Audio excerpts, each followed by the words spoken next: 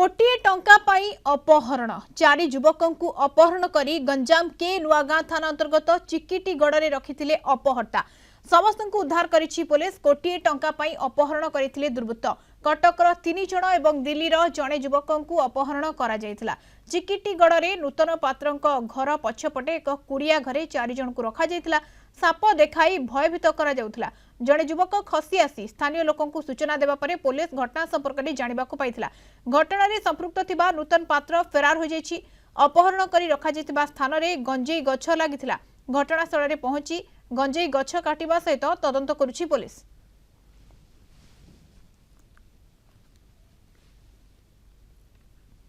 Brahmapur senior reporter Rabindra डाकू आम सहित जोड़ी होती। रविंद्र, कोटी टंका पाई अपहरण साप देखा जाउथला, ये पूरा गोटे प्री प्लान्ड जो भाव में किडनैप कह जाई परिबो से भली भाव में पूरा चित्रित करा जायथिला।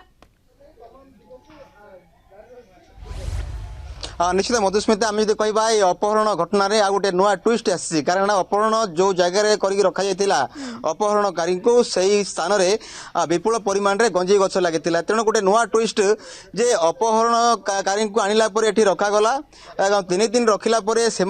जितेबले किसी निर्यातना दि जाऊला से नागसापर भय देखा जाऊला से कौशल क्रमे जड़े यू खसी जाई तहसिल जड़े कर्मचारी को देखा करवा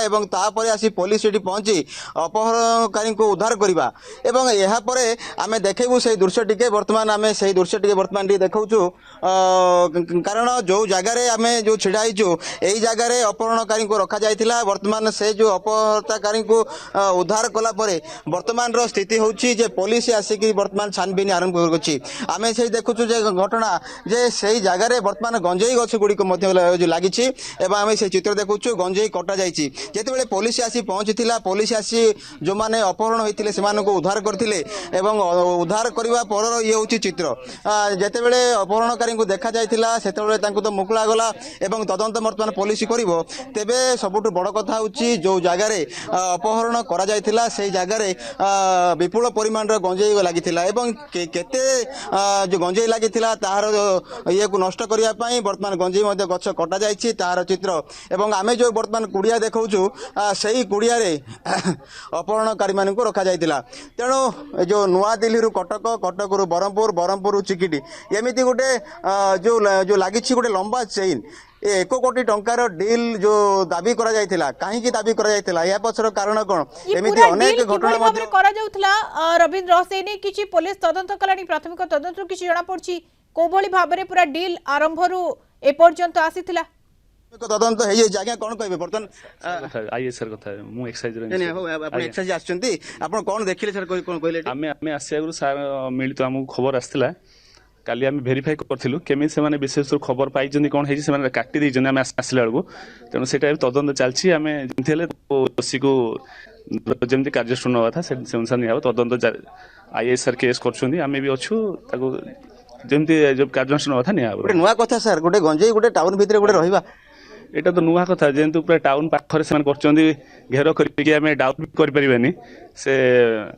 जा हो बहुत खबर हमको बहुत सठिक खबर आस्थिला और ताको हम वेरीफाई करतो आज आसीजु किंतु से माने आगरु खबर पाई कि से गछ सब काटी से सेपट साइड नियर से जंगल भीतर सब पकै सेटा भी हम ठाबो करछु से भी लोक देखै जो नै कि तांको घर लोक आ से जो मेन आसामी जे से बर्तन फेरार अच्छी आम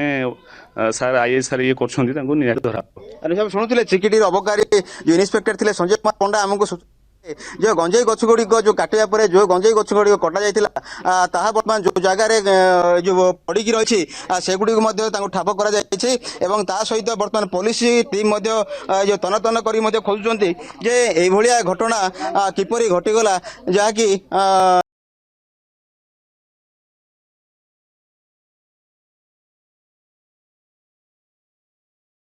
आप शुणुले निश्चित भाव मधुस्मिता आम जमी कहूलु जे एमतीका घटना हुए तो गंजाम जिला कहीं राज्य गोटे नुआ कहीं कोटिए टंका